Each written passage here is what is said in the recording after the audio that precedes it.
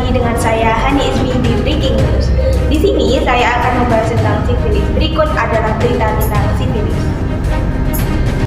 Kasus penyakit sifilis atau Raja Singa kini tak hanya menyerang orang dewasa, tetapi juga anak-anak dan orang tua.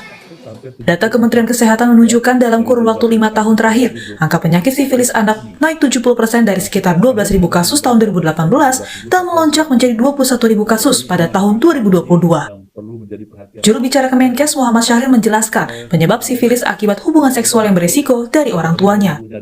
Selain hubungan seksual, penyebaran bisa terjadi melalui kontak fisik dengan luka di tubuh penderita atau menular dari ibu ke janin saat kehamilan atau persalinan. Apa sih itu sifilis?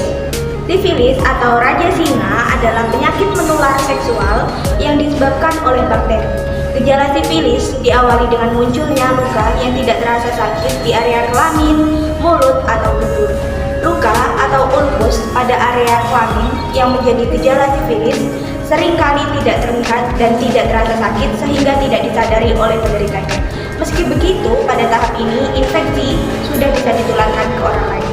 Tanpa penanganan yang cepat dan tepat, sifilis dapat merusak otak, jantung, dan organ lain. Pada ibu hamil, infeksi juga berbahaya karena dapat menyebabkan kondisi janin tidak normal, bahkan kematian pada bayi. Oleh karena itu, kondisi ini perlu didiagnosis dan diobati sedini mungkin.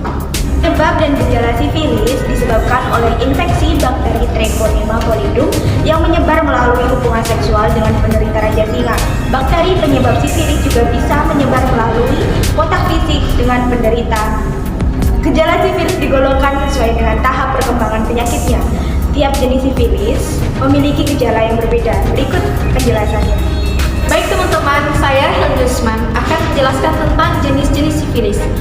Yang pertama adalah sifilis primer. Sifilis jenis ini ditandai dengan luka di tempat bakteri masuk. Yang kedua adalah sifilis sekunder. Sifilis jenis ini ditandai dengan munculnya ruam pada kulit tubuh sifilis laten. Sifilis ini tidak menimbulkan gejala, tetapi bakteri ada di dalam tubuh penderita. Yang ketiga adalah sifilis tersier. Sifilis ini dapat menyebabkan kerusakan otak, syaraf, kemudian jantung atau organ lain. Pengobatan dan pencegahan sifilis akan lebih efektif jika dilakukan pada tahap awal. Selama masa pengobatan, penderita dianjurkan untuk tidak melakukan hubungan seks sampai dokter memastikan infeksi sudah sembuh. Sifilis dapat dicegah dengan perilaku safe yang aman, yaitu setiap pada satu pasangan seksual yang menggunakan kondom setiap berhubungan intim. Selain itu, pemeriksaan atau screening terhadap penyakit sifilis ini juga perlu dilakukan secara rutin, baik orang-orang yang berisiko tinggi mengalami penyakit ini maupun tidak. Baik teman-teman, untuk macam-macamnya sudah dijelaskan tadi. Nah, sekarang bagaimana sih cara untuk mencegah penyakit sifilis itu sendiri? Mari kita simak selanjutnya. Di sini saya Fadila Umami akan menjelaskan bagaimana cara pencegahan penyakit sifilis. Nah, langkah pencegahan penyakit sifilis adalah dengan tidak berhubungan seks, berganti-ganti pasangan, dan memakai kondom saat berhubungan seks. Selain itu, menghimbau agar masyarakat untuk melakukan pemeriksaan kesehatan untuk mendeteksi dini dan juga pencegahan penyebarannya. Penanganan sifilis akan lebih baik jika didiagnosis sedini mungkin, sehingga kami menghimbau masyarakat untuk melakukan pemeriksaan untuk mendeteksi dini.